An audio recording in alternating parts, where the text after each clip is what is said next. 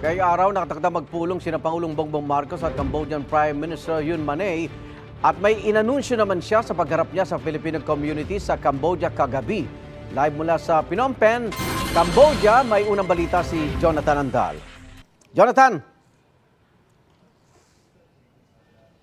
Igan Arun Sustay o good morning mula rito sa Phnom Penh, Cambodia. Alas 6 pa lang ng umaga rito, mas late ng isang oras kumpara dyan sa Pilipinas. In 2 hours ay sisimula na ni Pangulong Bongbong Marcos yung kanyang siksik na schedule ngayong araw at kabi-kabilang meeting dito. Kagabi ay nakisaya muna ang Pangulo sa Filipino community rito sa Cambodia.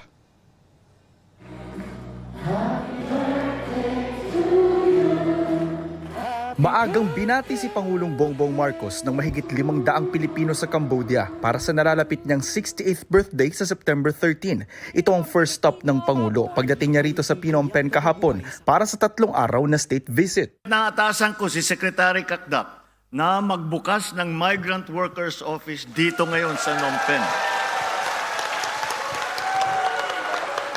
Gagawin ito sa lalong madaling panahon para ipagtanggol ang inyong mga karapatan.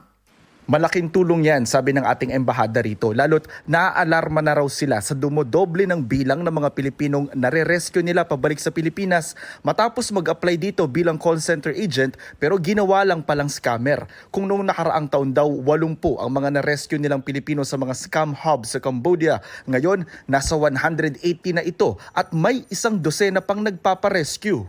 Some of them come from the pogos that closed. Some admit that the work doon was also scammy. We thought that people know better.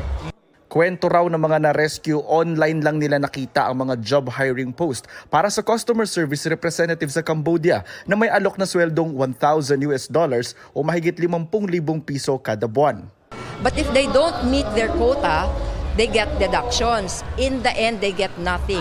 Media can help raise awareness about the dangers of online recruitment. Ang problema sa transnational crime ang isa sa mga pag-uusapan sa bilateral meeting mamaya ni Pangulong Marcos at Cambodian Prime Minister Hun Manet. Patuloy natin tatalakayin sa Cambodia ang pagpapatibay sa kaukulang proteksyon at kagalingan ng mga migranteng manggagawa. May meeting din ang Pangulo sa mga negosyante rito sa Cambodia para palakasin ang pamumuhunan sa dalawang bansa, maparami ang mga turista at mapalakas ang pag-export ng mga Pinoy products dito sa Cambodia. Kasama ng Pangulo ngayon dito sa Phnom Penh si First Lady Liza Araneta Marcos, ilang miyembro ng kanyang gabinete at ang tagapagsalita ng palasyo. Sektor ng finance ng inyong mga pamilya. Kayo rin Igan, magtatapos ang araw ni Pangulong Bongbong Marcos sa isang state banquet tapos bukas ay uuwi na rin siya sa Pilipinas. Yung unang latest mula rito sa Phnom Penh, Cambodia. Balik sa iyo, Igan. Bukod sa transnational crime, ano pa inaasahan tatalakayin ng Pangulo at ni Prime Minister Manet sa bilateral meeting mamaya, Jonathan? Yes, Igan, pag-uusapan din ni Prime Minister Hun Manet at ni Pangulong Bongbong Marcos yung tungkol sa higher educations o kolehiyo. Magpapalitan sila ng best practices. Tapos pag-uusapan din nila yung air services kung paano mapapalakas. Though meron man na noon pa na direct flight from Manila to Phnom Penh. So para sa state visit na to, inaasahan na magka-close ng 3 agreements ang Cambodia at ang Pilipinas. Nung pumunta yung Cambodian Prime Minister sa Maynila noong Pebrero, 11 agreements yung napagkasundoan nila o yung na-close nila. So for this year alone, sabi nating embassy, for this year alone, 11 agreements. Nung pumunta yung Cambodian Prime Minister sa Pilipinas noong February, 8 agreements. So ngayon ay 3 agreements. So 11 agreements all in all for this year alone, Igan. Jonathan, may pagkakataon ba kayo makapanayam dyan ng Pangulo?